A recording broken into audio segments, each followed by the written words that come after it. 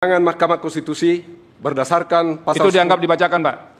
Jadi kewenangan dianggap dibacakan, ini akan dinasihati karena sedikit sekali kewenangannya. Nah, sekarang Bapak masuk ke legal standing. Kenapa Bapak merasa dirugikan dengan berlakunya norma undang-undang yang dimohonkan pengujian ini? Silakan. Kedudukan pemohon, legal standing.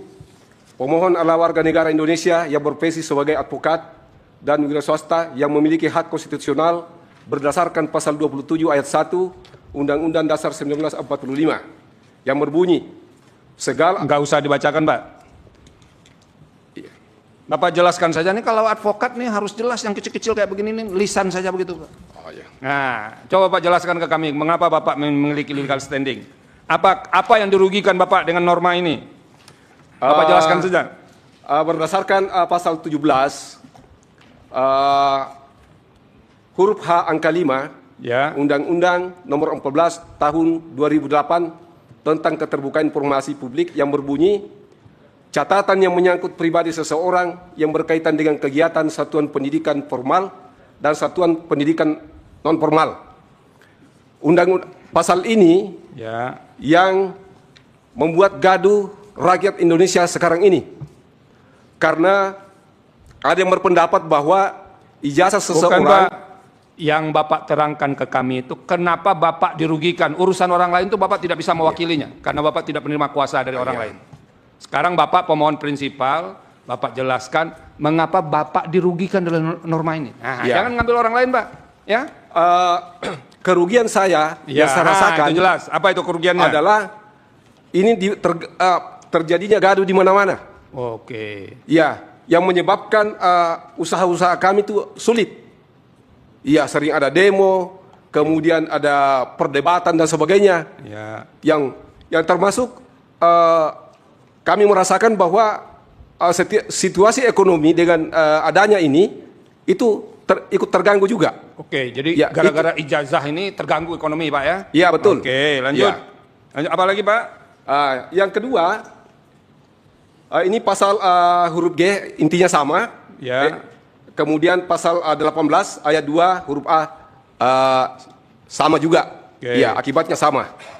Saya kira itu pokoknya. Ya, oke. Yang Sekarang alasan-alasan permohonan, Pak. Posita.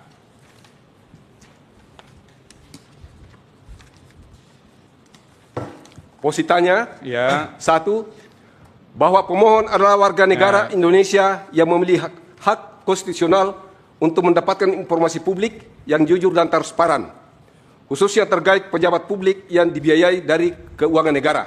Permohonan ini. Terima kasih Pak Komardin yang sudah menyampaikan pokok-pokok permohonan. Nanti akan ada penasihatan dari majelis. Nah, saya mulai dari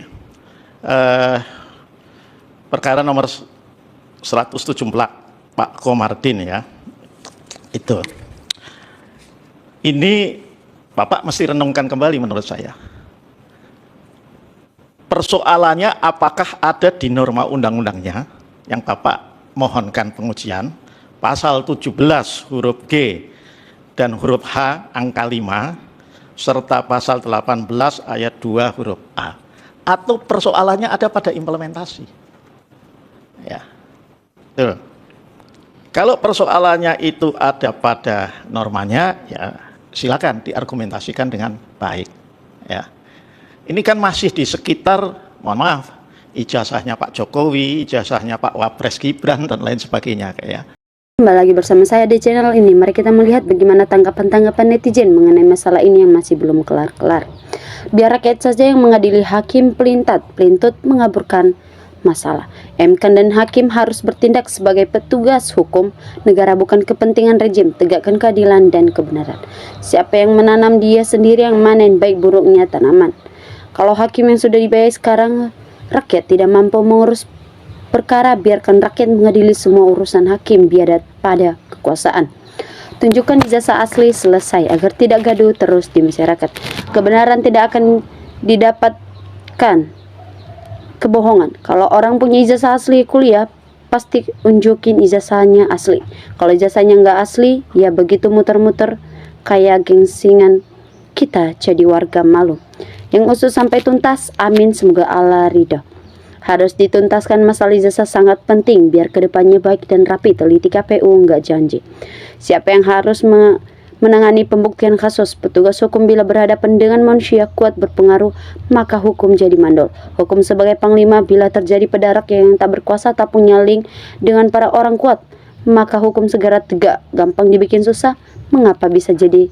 Karena penjabatnya sudah berbusuk perut alias korupsi tersebut. Tahu sama tahu. Anak mencontoh ayah, begitu juga ayah merasa menikmati perilaku tipu menipu dokumen yang terlalu percaya diri berhasil lolos tanpa bisa bocor dan terungkap seperti yang terjadi saat ini. Semoga hukum berlaku tegak tanpa pilih bulu. Jangan ketika penjabat kecil demikian gampang diproses dan hukum tajam sekali. Zaman udah beda, harus tegas, jujur, transparan, gas terus. Usut tuntas Iza Jokowi dan Gibran. Jokowi Gibran sedang panen tanaman beracun yang disemai Paman Usman. Semoga relawan Coma dan Projo kebagian kegodohnya. Kasus itu memang sengaja dipiara, padahal kalau nggak mau gaduh, ya tunjukkan saja ijazahnya. Gaduh karena kelakuan orang yang nggak jelas, ijazahnya bre. Wakili rakyat Indonesia Pak Hakim. Hakim dan pemerintah wajib tegas dan terbuka soal kasus ijazah ini, agar kelak tak ada lagi orang atau penjabat yang berani memasukkan ijazah. Siapapun yang memasukkan jasa orangnya wajib dipidanakan sesuai perbuatannya sendiri. Hakim sebagai wakil Tuhan di dunia tak boleh kalah. Haram hukumnya, takut dengan manusia-manusia laknat pemalsu dokumen. Kenapa harus susah banget sih? Paksa dan Hakim panggili Jokowi dan Gibran, suruh bapak anak ini perlihatkan ijazah aslinya. Beres, kenapa harus berbelit-belit kemana-mana? Di negara manapun, kalau penjabat ijazah palsu, ketahuan sudah jelas di penjara. Lanjutkan Pak Hakim agar semua menjadi terang benderang. Masalah hukum tidak mengenal kadaluarsa. Kasus Iza Jokowi dan Gibran ini kok lama sekali, rakyat sudah muak. Panggil Jokowi dan Gibran.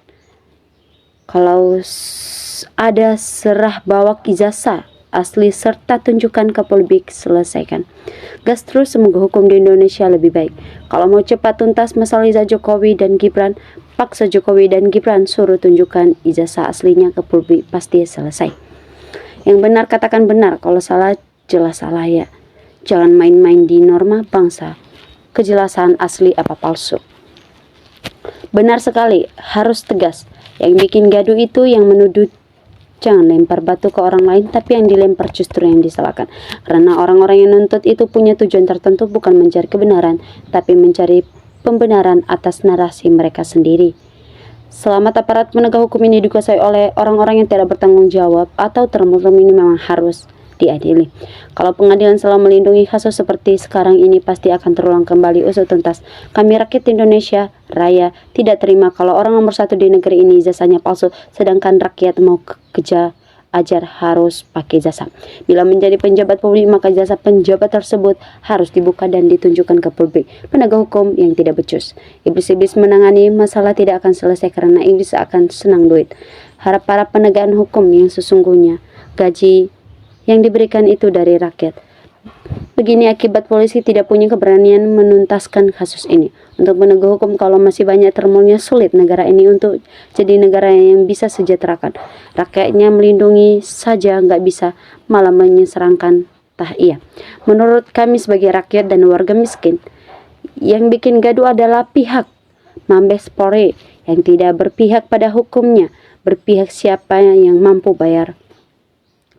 Iza Jokowi dan Gibran mengganggu ekonomi para termol. Pak Hakim suruh-suruh saja kuasa hukum menunjukkan ijazahnya Jokowi yang asli. Selesai masalahnya gitu aja kok sulit. Yang nonton omon-omon drama sidang pengadilan nanti akan berani memvonis kejahatan di NKRI. Engkau maha kuasa, tunjukkanlah kekuasaanmu kepada penguasa-penguasa yang zalim. Segeralah masalah sengketa ijazah palsu anak beranak ini. Katakanlah yang benar mana yang benar, dan katakanlah yang salah mana yang salah. Tinggal tunjukkan, disahkan, selesai. Di sini rakyat kurang percaya kepada penegak hukum. Kasus seperti ini aja lamban. Rakyat sangat menunggu kebenarannya. Hukum jangan pandang bulu. Salahnya katakanlah salah, jangan yang salah dibilain benar. Ini belajar untuk generasi penerus bangsa ini. Kalau bohong generasi bangsa ini, suruh bohong terus. Masalah ijazah yang jelas palsu aja susah diadili, apalagi masalah korupsi dari KKN, penegak hukum dan rusak mental dan akhlaknya karena banyak makan uang haram. Rakyat yang dirugikan sudah kena tipu karena ijazahnya. Sebelum menuntut ijazah orang, tolong ijazah penutup itu juga harus ditunjukkan kepada masyarakat asli, apa palsu agar semua terbuka. Dan yang menyatakan ahli juga harus punya sertifikat keahlian. Pantas penjabat begini presiden, hukum ngomong kepolisian cari bukti tapi ikut fitnah. Kalau penguasa model gini, hancur. Kasus si Pelister dibilang kadaluarsa itu cuma strategi politik licik Mulyono dan ternak-ternaknya. Jika kasus Mulyono dananya terbukti palsu, agar bisa lolos dari jeratan hukum nanti hakim dan Polri terbukti. Juga bilang kasusnya sudah kadaluarsa persis kayak si Pelister. Dasar tamu-tamu licik, picik, serakah. Semoga Tuhan memberikan jaran yang setimpal buat orang-orang licik, picik, munafik. Mantap, bapak sama anak sama saja. Para penegak hukum jangan kasih rakyat Indonesia jadi gaduh gara-gara dua orang ini. Ambil tindakan dong pak. Penjabat publik harus sesuai ketentuan atau persyaratan.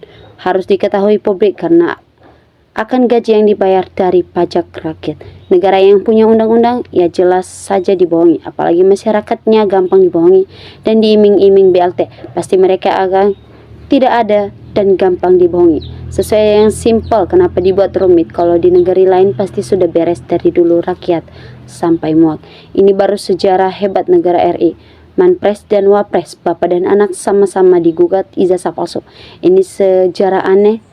Dipimpin oleh keluarga ijazah palsu, namun semua sangat lambat proses. Mestinya Prabowo harus tegas tindak itu semua. Jika salah tangkap, apalagi Sylvester yang sudah buronan, masih saja berempas lega seolah hukum tidak berbuat buat mereka. Negara ini takut sampai zolim dalam pemerintah dan hukum tempur. Alam Gus Dur pun pernah mengatakan itu. Yang curang dan yang jujur sekarang sangat mudah dinilai oleh siapapun. Nah, bagi yang curang, hati-hati, rakyat akan mengambil tindakan dengan cara nepalkan. Sampai nggak sempat mikir, yang penting fokus kerja cari nafkah. Untuk keluarga, apakah palsu atau asli, yang penting sehat, semangat berangkat pagi, pulang sore, dapat rezeki, pikirkan, tenang, dan damai. Baik kawan-kawan, kita sudah mulai sebuah cuplikan video di bawah ini. Mari kita saling bertukar komentar. Salam NKRI, harga mati.